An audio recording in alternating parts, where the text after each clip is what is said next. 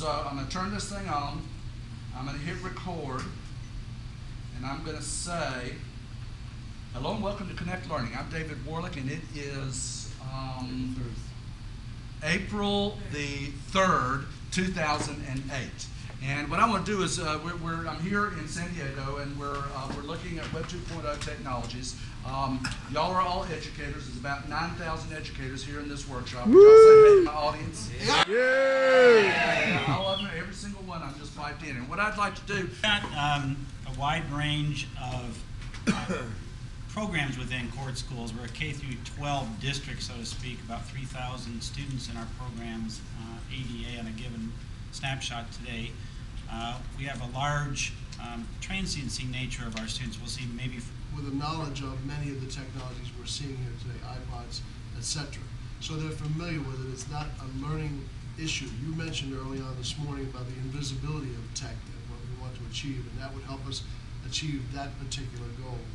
They're fearless with them. They'll try anything.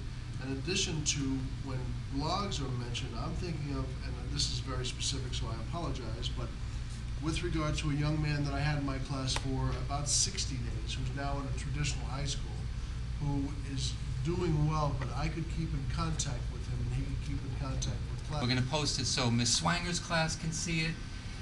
For the elementary kids, it's what they're used to. They're used to sitting with the Nintendo and all the gadgets that keeps them occupied. This is just another way, and half the time they don't even know they're learning.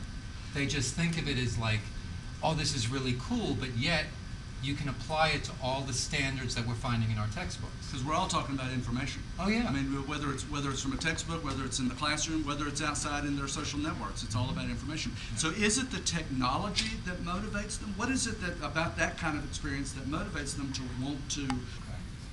Hi, my name is Jeffra Becknell, and I give David Warlick permission to podcast me.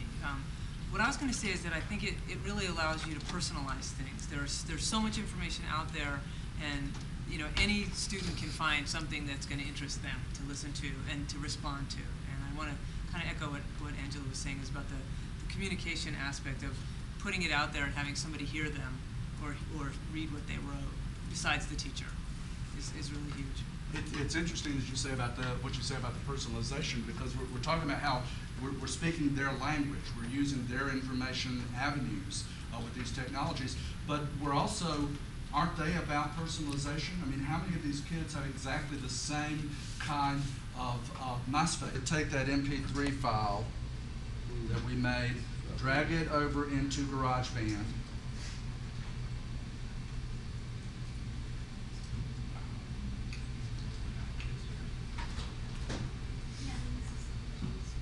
and now we can go and play it.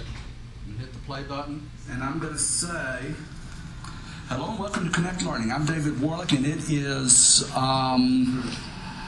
April the... Okay.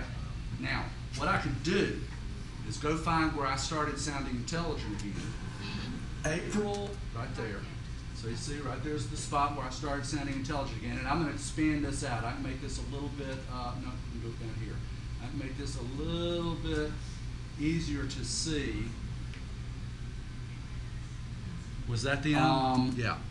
So I'm going to start right there, and what I'm going to do, it's almost as if I'm taking a razor blade. It's almost as if this were audio tape. I'm taking a razor blade.